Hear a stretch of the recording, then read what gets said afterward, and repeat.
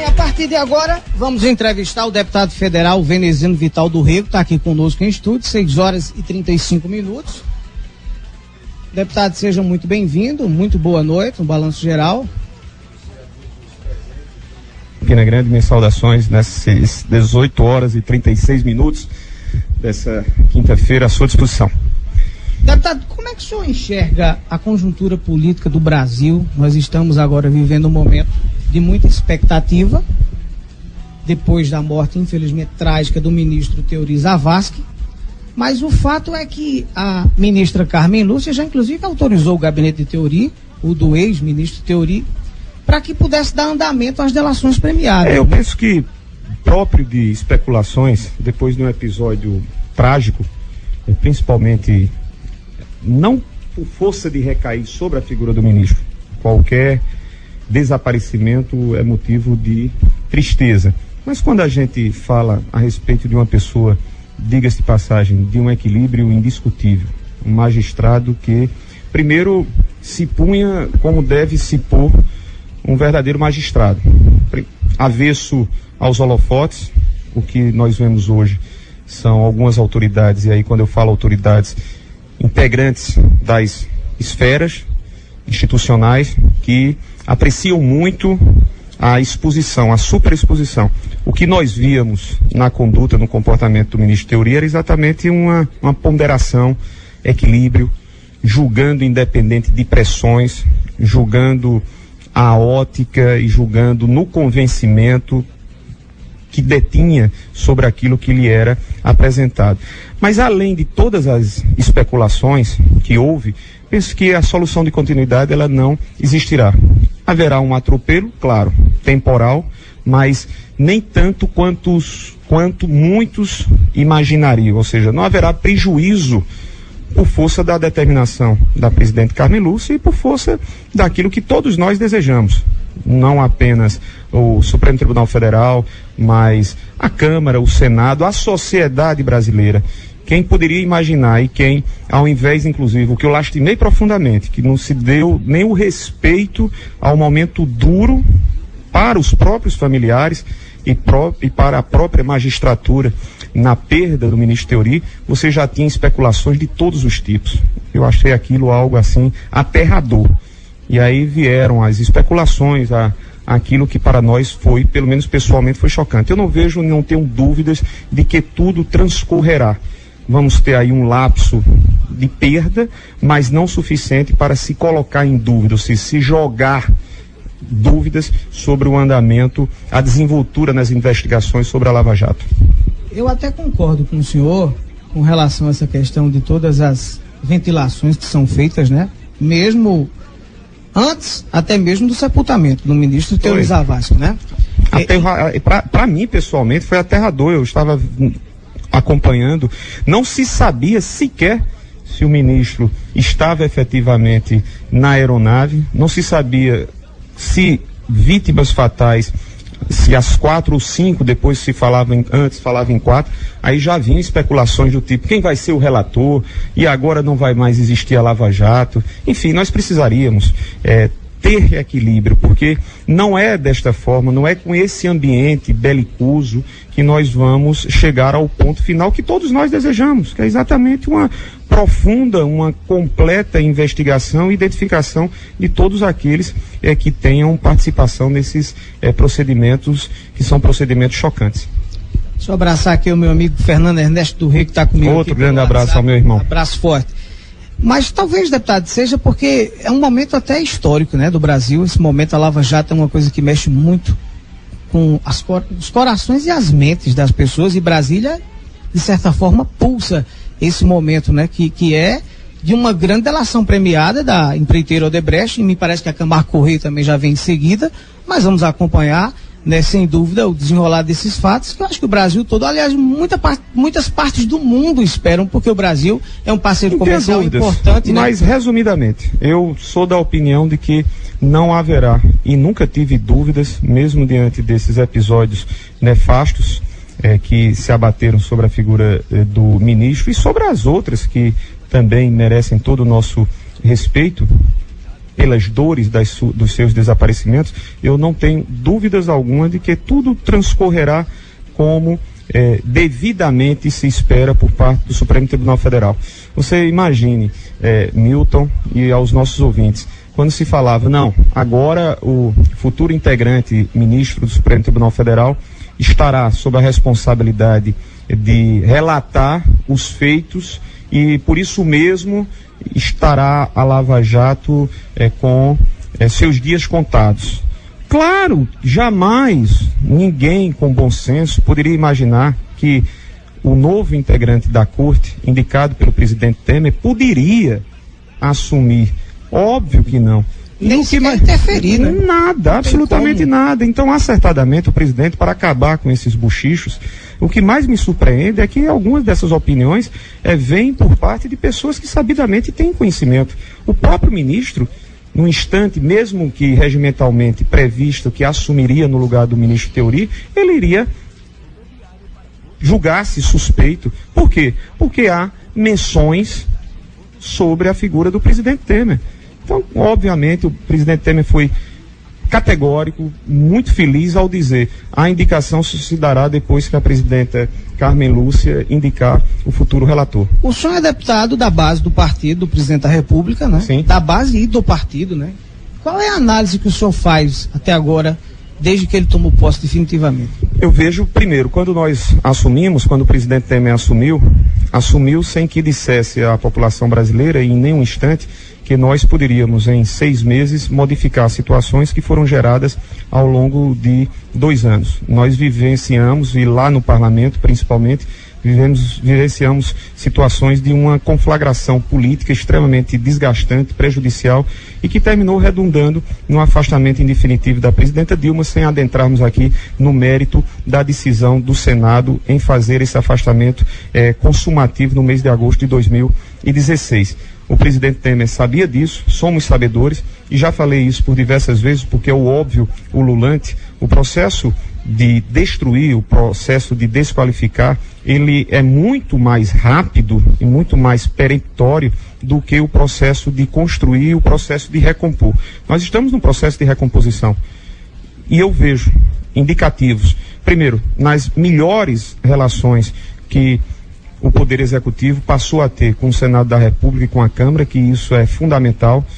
Não há dúvidas de que essa conflagração, diferentemente do que ocorreu em 1992 com o impeachment do presidente Collor, que não tinha nem no Congresso, nem nas ruas, qualquer tipo de apoiamento, é natural que a presidenta Dilma, pela história e pela presença junto ao Planalto do PT, teria e continuará a ter, pelos feitos, pelas ações, e aqui ninguém está a encobrir. Então não seria um processo de transição fácil, porque continuaria a existir resistências. Mas esses primeiros 5 meses, contando da definição do afastamento da presidenta, a mim me parece que já demonstra ao Brasil o desejo de acertar, e o Brasil já passa a ter os primeiros ares de luzes ao final desse túnel.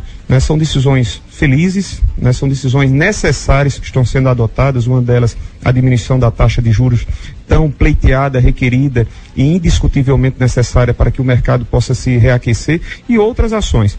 Algumas destas precisam de uma discussão muito mais aprofundada, entre estas, aqui nós vamos debater e nos deparar com a reforma previdenciária, porque da maneira como está enviada pelo Planalto, ela não haverá de ter êxito, não haverá de ter sucesso, mas, no fundo, o presidente Temer tem esse propósito de reorganizar e de recompor aquilo que, nesses 2 últimos anos, 2015 e 2016, 14, 15 e 16, foram visivelmente algo mais do que preocupante. Além dos problemas originais, e a gente sabe que o governo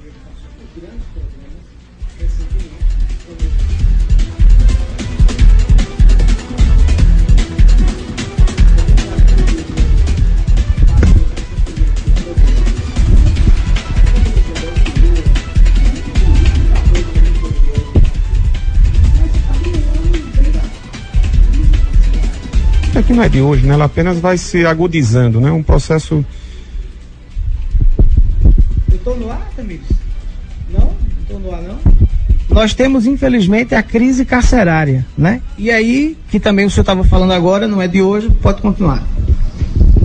Essa falência, ela já tinha sido anunciada há pelo menos mais de uma década e meia, né? Ou seja, o sistema prisional, a realidade com a qual nós nos deparamos é uma realidade caótica, e é vexatório você observar que o Estado simplesmente perdeu praticamente o controle. Eu estava conversando com alguns amigos e nós observamos que desde o dia ou da primeira semana de janeiro, os episódios que se abateram sobre Manaus, se abateram sobre Porto Velho, e agora, em mais de 15 dias de conflagração interna em Alcaçuz, e você não tem uma reação. E quando eu falo reação, não é uma reação, senão uma reação de autoridade. O Estado se impor para não ver situações como essa, ou seja, duas facções que controlam e que de dentro de um aparelho carcerário comanda iniciativas para apavorar a sociedade. É mais um grande dilema com o qual o governo federal vai se deparar, tem se deparado, mas não esperemos que as iniciativas elas sejam resolutivas do dia para a noite, porque elas não vêm de há pouco tempo, elas vêm se acumulando num processo que deveria nos levar não a um debate superficial, não a um debate que muitas das vezes nos choca, mas irmos mais a fundo às raízes que promovem essa situação, que nos deixam sitiados. Ou seja, quem imagina que está protegido por ter um criminoso que foi condenado ou não, entre esses milhares de 700 mil aprisionados, você tem milhares que ainda não foram sentenciados em definitivo, você fora não pode se imaginar protegido, porque eles lá dentro têm a autoridade, entre aspas, de fazer com que nós nos apavoremos com as suas ações. É um processo muito delicado que requererá as ações duras, efetivas, mas sabedores que é um processo que exigirá tempo a essa solução, que eu não sei se haveremos de tê-la.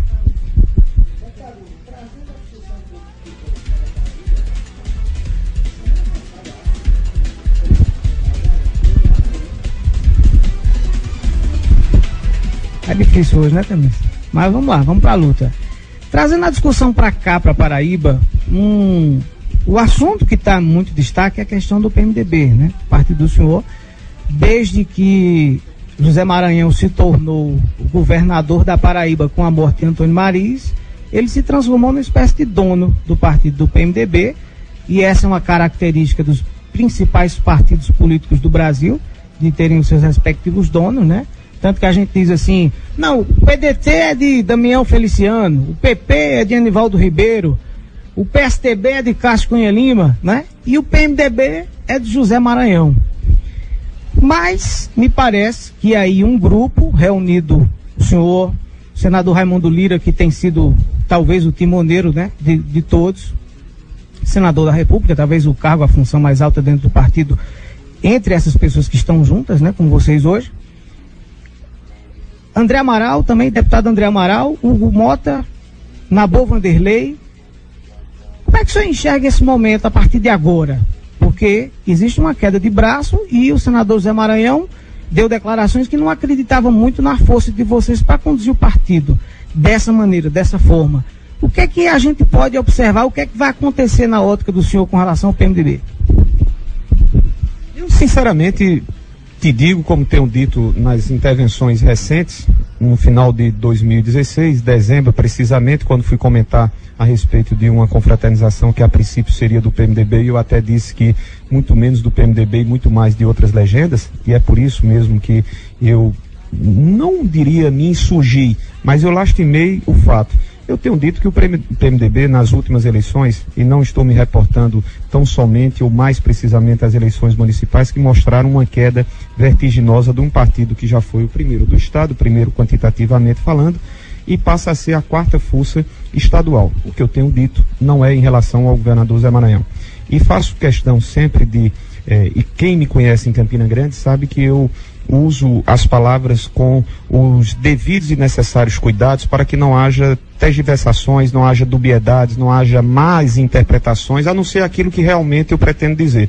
Eu não estou aqui culpando o governador Zé Maranhão pela condução como presidente. Eu estou apenas dizendo e relatando aquilo que você pode dizer como jornalista, que o cidadão pode dizer e que mais nós, PMDBistas, temos a dizer porque temos sentido. Eu como parlamentar, eu como filiado, o filiado como vereador, como prefeito, ex-prefeito, um correligionário não filiado, que o PMDB precisa de algumas mudanças.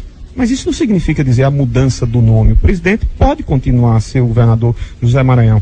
O que nós estamos colocando é que o PMDB precisa democratizar as suas decisões, porque não se faz um partido com decisões de 2, 3, 4 ou 5 pessoas.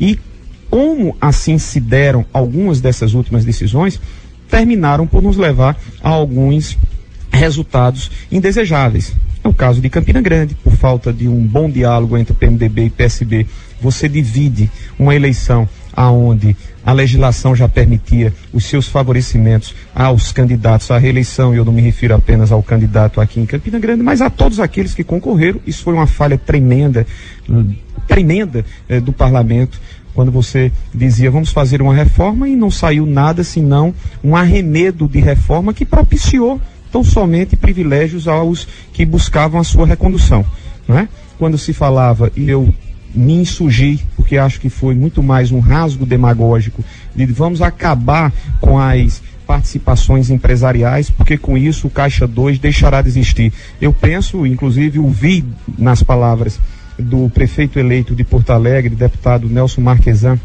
Júnior, que nunca uma eleição teve tanto Caixa 2 como as eleições municipais de 2016. Então, é preciso que nós vejamos desta forma. Então, o PMDB colaborou por faltar a ele, por faltar a essa condução, um diálogo, coletivizar. Um partido não se faz com uma executiva com os seus componentes em número de 15.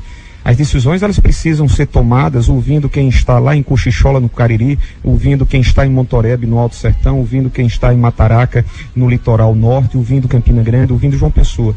É isso que nós pretendemos, não é cabo de guerra. Majoritariamente o partido pensa dessa forma e nós vamos e pretendemos fazer com que esse debate seja posto à mesa, sem brigas, sem provocações, sem indisposições. Todos são importantes. Devemos fazer o meia-culpa. Se o governador Maranhão tem a sua culpa, eu tenho a minha, todos devemos fazer o meia-culpa para que nós reorganizemos e recomponhamos o PMDB. Esse é o nosso desejo.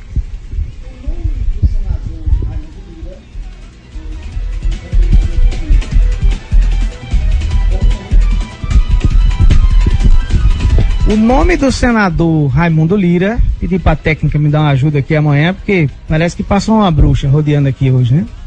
Não, uma bruxa não é o senhor não, deputado. Mas o nome do senador Raimundo Lira é um nome, eu acho que hoje, que mais está em evidência dentro do Estado, se fosse para disputar um cargo, né, majoritário do governo do Estado, e ele está dentro do perfil do que a sociedade está procurando muito, né? Gestor, empresário, e tem toda uma história com a Paraíba, uma identidade. Como é que o senhor enxerga esse momento do senador Lira?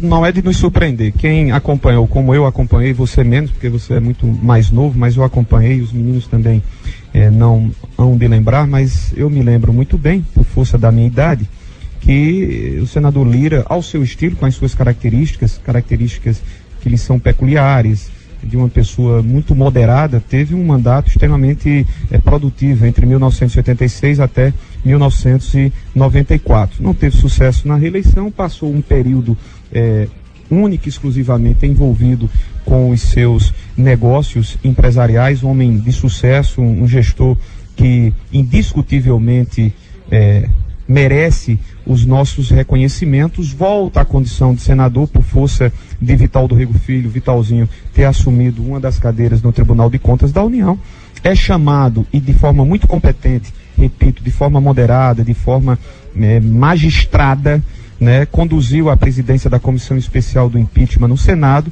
Claro que aquilo deu a ele, à sua imagem, uma repercussão em nível nacional e volta a ser posto aqui na Paraíba. É uma das nossas opções para que nós discutamos o processo majoritário em 2018. Ou a recondução como candidato ao Senado, ou mesmo, como você próprio alude, uma opção que nós podemos apresentar ao governo do Estado. Isso deve ser tratado. Já dei as minhas opiniões no sentido de que não devemos deixar isso para as antevésperas de uma eleição, para que não aconteça aquilo que aconteceu, ou seja, divisões em Campina Grande, que facilitaram sobremaneira a vida do PSDB, já eram facilitadas com o uso da máquina indevida, com os absurdos que foram visíveis a olhos nus, a olhos presentes das instituições que devem fiscalizar os processos eleitorais, não da forma como ocorreu, mas que nós tenhamos na identificação de um nome, uma preparação para que nós cheguemos fortes na eleição de 2018 e sem sombra de dúvida, indiscutivelmente, o senador Raimundo Lira é um desses nomes. Inclusive teve o almoço de confraternização que ele fez recentemente lá em João Pessoa, tive o prazer de participar, e ele demonstrou que tem uma ligação muito próxima e está muito bem alinhado com o senhor, não é isso? Milton, as nossas relações, elas são até bem maiores do que as próprias relações políticas, porque Gitana Lira, esposa do senador Raimundo Lira, é prima legítima de meu pai, prima em segundo grau minha. Eu sou primo de Rodolfo, com quem estudei durante 15 anos da nossa vida, nas Lourdinas, nas Damas, antes de Rodolfo mudar para Brasília no ano de 1987, quando o senador Lira foi assumir a cadeira como senador da República. Então os laços vêm do tempo, ele me trata carinhosamente como Veneca, né? Quando estamos assim em contatos mais informais. Então são laços muito fortes e com os quais desfruto agora relações que politicamente estreitam os nossos pensares. Aquilo que o senador tem feito, que é tentar unir esse grupo que majoritariamente se predispõe a discutir as questões do PMDB e tem feito de maneira muito inteligente, de maneira muito competente, é o que mais nós desejamos como um todo. Aquilo que nós não vimos no ontem, estamos desejosos de poder observar no hoje. De aniversário do Tadeu, da JTP. A JTP apoia a JCC. Veneziano não, deputado veneziano, né? Por favor, né? Doutor Arthur Moura, procurador da Receita Federal conosco aqui, muito obrigado pela atenção, pelo carinho do senhor, como sempre. Qual é a boa do dia, doutor? Milton, a boa do dia vai para os meus alunos. Houve recomendação do Ministério Público para que as prefeituras realizem concurso para provimento de cargo de procurador municipal no estado inteiro. Então vai ter muito concurso por aí, falávamos em geração de emprego, né? Vai ter geração de emprego para procurador aqui na Paraíba. Doutor André Nóbrega, advogado, especialista em direito tributário, muito obrigado também pela participação. Obrigado, Milton, obrigado aos ouvintes também. A boa do dia, eu acho que é porque a forma da inscrição no SPC Serasa do protesto da dívida ainda vai ser feita pelo governo, ainda não foi realizada e ainda há questões de legalidade a serem observadas. Vamos ver mais na frente como vai ser feito e se vai ser feito da forma correta e se não vai ter nenhuma ilegalidade mesmo nisso. Vamos esperar. Deputado veneziano Vital do Rego, né? JCC, muito obrigado pela participação do senhor aqui, pela entrevista e quadro, todo mundo participa e interage, né? Qual é a boa do dia, deputado? Está aqui. Como não é muito comum vê-los, quando a gente tem essa oportunidade, eu fico muito feliz. E fico mais feliz quando vejo o doutor Arthur mencionar sobre essa possibilidade, perspectiva de que sejam abertos concursos, e me recordo muito bem que quando nós estávamos na prefeitura, assim o fizemos para 21 novos procuradores, inclusive à época o doutor Arthur já estava na procuradoria, né? Muito jovem, mas eu me lembro muito bem. Grande abraço a doutor André, a todos vocês, meus cumprimentos, boa noite, repito, a boa do dia está entre vocês.